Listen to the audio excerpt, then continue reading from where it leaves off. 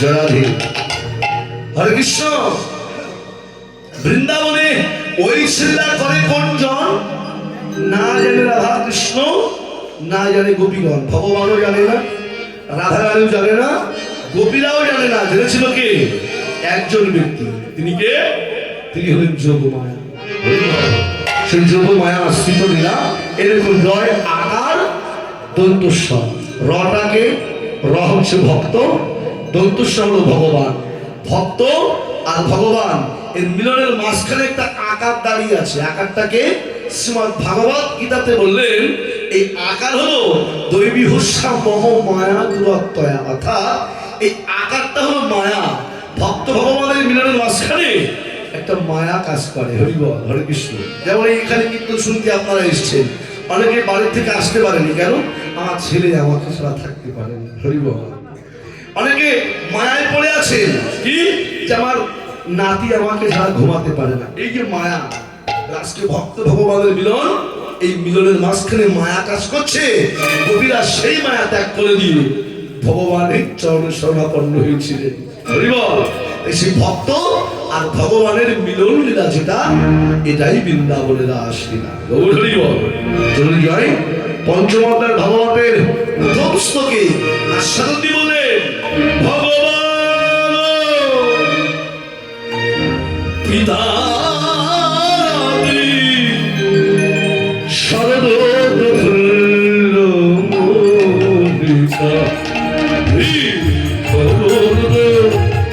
মনস চক্রে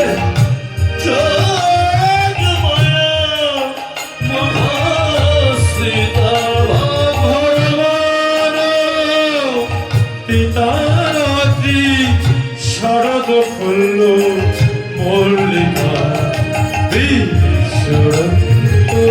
মনস চক্রে যোগ উপস্থিত ভগবান ভগবান ভগবান ভগবান ও পিতা, ও পিতা রাত্রি, সেই রাত্রির কথা মনে করেছে। কোন দিন? হরি বল। সেই রাত্রির কথা মনে করে আজকে উত্তর গোষ্ঠীলা সমর্পণ করে ক্ষীরসর নগরী সেবা করে মায়ের কোলে ঘুমিয়েছিলেন। এদিকে পূর্ণিমার চাঁদ দমন পথে উঠেছে, দাঁড়িয়ে ভগবানকে আহ্বান করছে, এসো তুমি না বৃন্দাবনে গোপীদের মনোবাসনা পূর্ণ করবে। সঙ্গে সঙ্গে ঘুম থেকে উঠে এই ধরা চোলা বাসি নিয়ে বৃন্দাবনের মাঝে এসে দাঁড়িয়েছে, বলে দাঁড়িয়েছে, মায়েরা শোভাটা কেমন বৃন্দাবনের? বৈষ্ণবাস্বাদী বলবে শারদ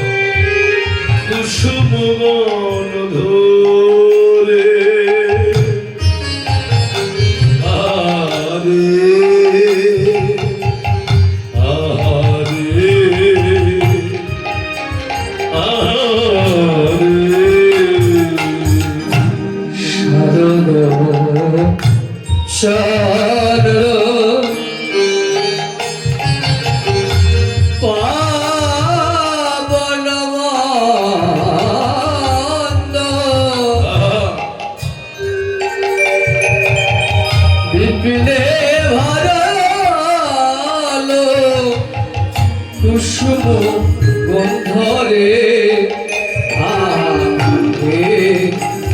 আরে আরে গগন পটে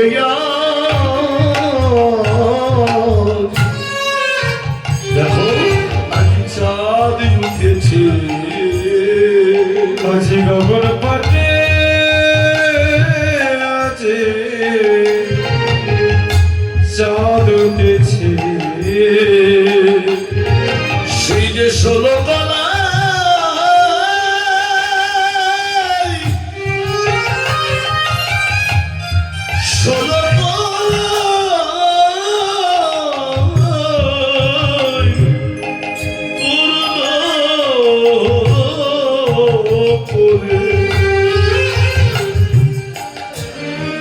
গগন পথে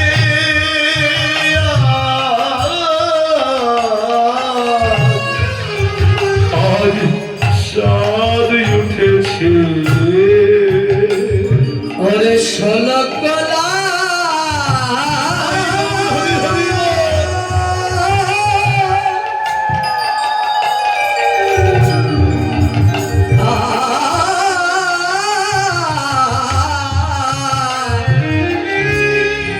ওরে পূর্ণ করে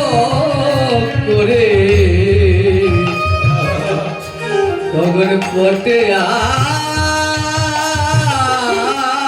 আজি চাঁদ উঠেছে। ষোলতলায় পূর্ণ করে গগন পরে চাঁদ উঠেছে গো। ও মায়েরা, আকাশে কটি চাঁদ? একটি। গৌরী বল, তাহলে আকাশে যদি একটি চাঁদ হয়, হৃদয় আকাশে এখানে কটি চাঁদ? হরি বল। চোখ বন্ধ করলে দেখা যায় না? অন্ধকার হরি বল। চোখ বন্ধ করলে দেখা যায় এর গুরু কৃপা লাভ হয়েছে। তার আগে এই চন্দ্র এই হৃদয়ে দেখতে পায় কি চাঁদ? এখানেও দুটো চাঁদ উঠেছে গো।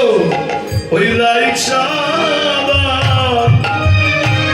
আমার শ্যাম চাঁদে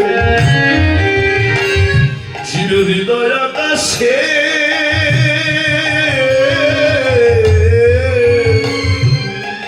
উদয় হয়েছে। ওগরাই চাঁদ ওগসে চাঁদে হৃদয় আকাশে দেখো চাঁদ উঠেছে। শারদ চন্দ্র পবন মন্দ। পবন মানে বাতাস। হরিবল। পবন মানে বাতাস। বাতাস মন্দ মন্দ বইছে, বইছে না? হরিবল। মৃদু মৃদু পবন বইছে। হরে কৃষ্ণ। মৃদু মৃদু পবন বইছে, বিপিনে ভরালো কুসুম গন্ধ। আচ্ছা, বৃন্দাবনে যখন রাস হয়েছিল তখন কি কাল ছিল বাবা? হ্যাঁ,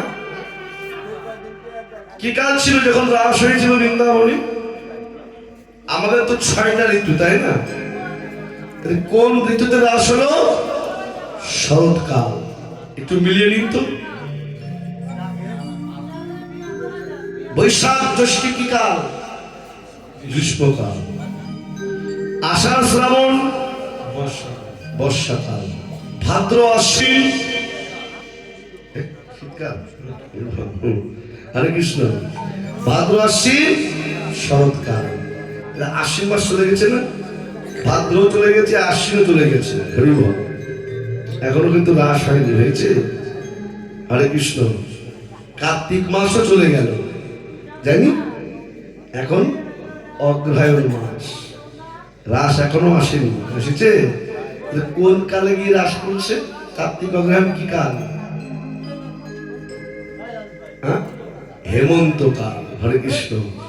শরতের রাস হেমন্তে চলে এসছে। হরিবল। বলে এটা ভুল নয়। ভগবান যখন বৃন্দাবনে রাস করেছিল তখন এই দেখুন আমাদের বাংলা মাসের প্রথম মাস কি? বৈশাখ। আর ভগবান যখন রাস করেছিলেন তখন প্রথম মাসটা ছিল অগ্রহায়ণ মাস। অগ্রহায়ণ। অগ্র মানে আগে, হায়ণ মানে বছর। হরে কৃষ্ণ। তাহলে সেই দিক থেকে বিবেচনা করে ঘুরে ঘুরে আসছে এই কার্তিক না হলে অগ্রহায়ণ, কার্তিক না হলে অগ্রহায়ণ, এই 2 মাসেই রাস বেশি হয়। এই তো সামনে এই অগ্রহায়ণের কদিন পরে তো রাস করবে। হরে কৃষ্ণ। জানি নাই? তাহলে এই দেখুন মা, তাহলে সেই শারদ চন্দ্র পবন মন্দ বিপিনে ভরালো কুসুম গন্ধ। কুসুম মানে ফুল। তাহলে কি শরতের ঋতুতে ফুল ফুটেছে? হরে কৃষ্ণ। আজকে সেই ফুলগুলো ফুটেছে বটে, কিন্তু বাকি যে 5টা ঋতু তারা গোবিন্দের কাছে কেঁদে কেঁদে বলছে, ভগবান আজকে যারা ফুটেছে শুধু কি তারাই তোমার কৃপা পাবে? আমরা ফুটতে পারলাম না বলে তোমার কৃপা পাবো না ভগবান। ভগবানের কৃপায় একই যোগে বৃন্দাবনে 6টা ঋতু ফুল ফুটে উঠেছে। তাহলে এখানে পদকর্তা তিনি লিখেছেন 6 ঋতুর ফুলের বর্ণনা দেয়নি। তাহলে আমাদের ঋতুরাজকে বসন্ত, সেই বসন্ত ঋতুর ফুল ফলের কথাগুলো বললেন। কি আহা ফুল মল্লিকা মালতী জ্যোতি। ওরে ফুল মল্লিকা মালতী জ্যোতি। ওরে ফুল, আজ ফুলগুলো ফুলে গেল। দেখো তারা কিসে ফুলে গেল? তারা গোবিন্দ শরণ পাওয়ার লাগি ফুলল। তাই তো মহাজন বললেন, ও গো ফুল মল্লিকা মালতী জ্যোতি। তারা আজ মত মধুকর ভরণী, মত মধুকর ধরণী মত মধুকর ভরণী, মত মধুকর ভরণী রে, মত মধুকর ভরণী রে। হে, হে, কত ফুল ফুটেছে কত ফুল ফুটেছে বৃন্দাবনে, কত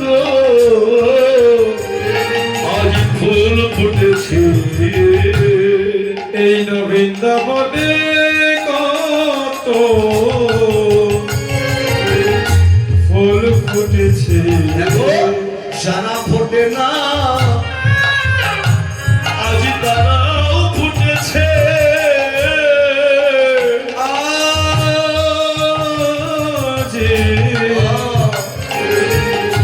আজ যারা ফোটে না যেন তারা ফুটেছে। শুধু গোবিন্দের সেবায় লাগবে বলে আজ যারা ফোটে না আজ তারাও ফুটেছে। ওরে গোবিন্দের সেবা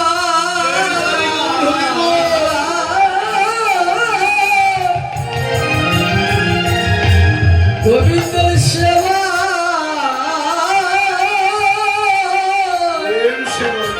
লাগবে বলে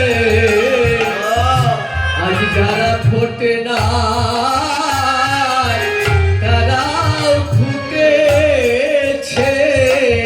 ভগবানের সেবায় লাগবে বলে যারা ফুটে না আজকে তারাও ফুটে উঠেছে। কি কি ফুল ফুটেছে? মল্লিকা, মালতী, জ্যোতি, কত কত রকমের ফুল। সঙ্গে আরো দুটো ফুলও ফুটেছিল, একটা নীলপদ্ম আর একটা হলো শ্বেত পদ্ম। নীলপদ্ম হলো রাধারানীর মুখমণ্ডল, তার গোবিন্দের মুখমণ্ডল, আর শ্বেত পদ্ম হলো আমার রাধারানীর মুখমণ্ডল।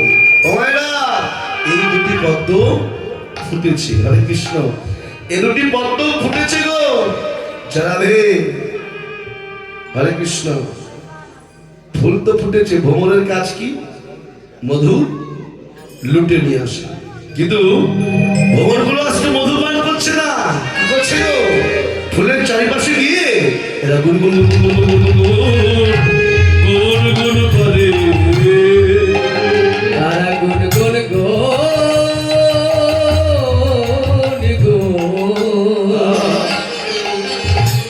গুন করে ফুলের চারিপাশে গিয়ে গুনগুন গুনগুন গুনগুন গুনগুন করছে। কেন?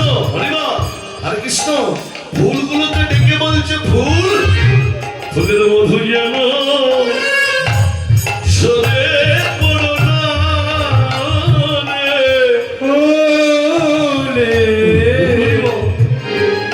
ফুলের মধু যেন তোমরা তোমরা ঝরে পড়ো না। যেন গোবিন্দ সেবায় লাগবে বলে ফুলের মধু মধু যেন কেউ সরে পড়ো না রে। ওরে গোবিন্দ সেবা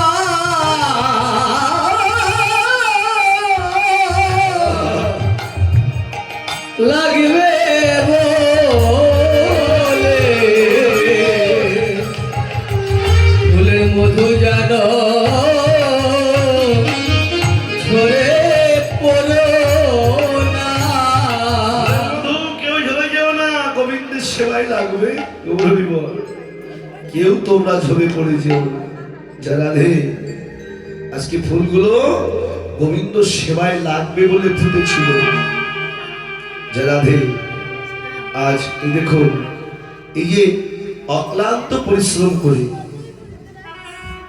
এখানকার এই ভক্তবৃন্দ যত ইয়ং ছেলে মেয়েরা আছে, হরিব।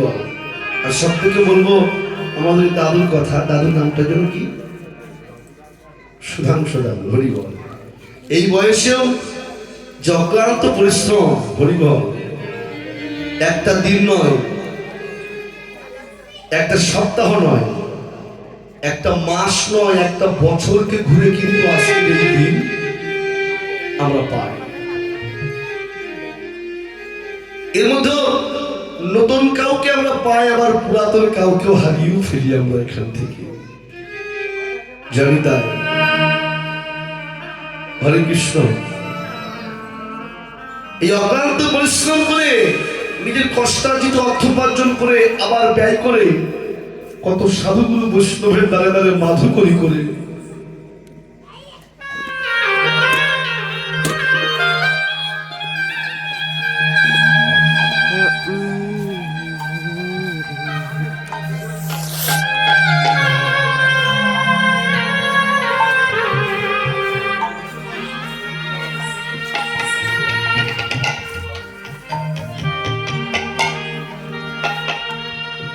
এই অক্লান্ত পরিশ্রম করে ভিক্ষা করে এনে আজকে সাধু সেবা, বৈষ্ণব সেবা,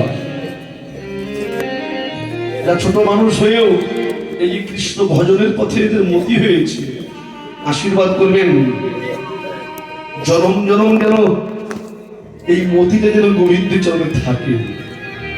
বাবা, এই অক্লান্ত পরিশ্রম করে আর কিছুক্ষণ মুহূর্ত মাত্র, আর কিছুক্ষণ মুহূর্ত মাত্র এই নিশে প্রভাত হয়ে যাওয়ার সঙ্গে সঙ্গে